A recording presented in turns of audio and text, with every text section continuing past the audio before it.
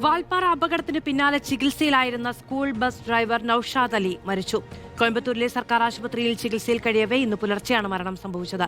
ഇതോടെ അപകടത്തിൽ മരിച്ചവരുടെ എണ്ണം 10 ആരോഗ്യനില വഷളായിട്ടും ഡോക്ടർമാർ എത്താൻ വൈകിയെന്ന് നൌഷാദിന്റെ കുടുംബം ആരോപിച്ചു.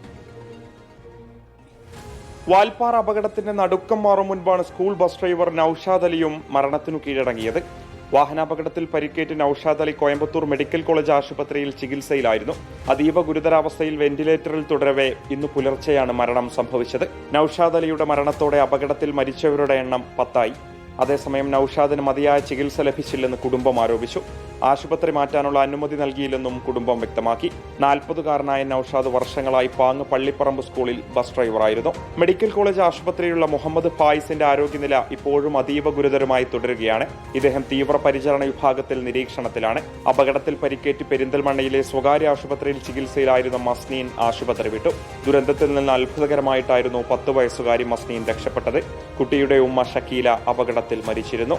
റിപ്പോർട്ടർ, മലപ്പുറം.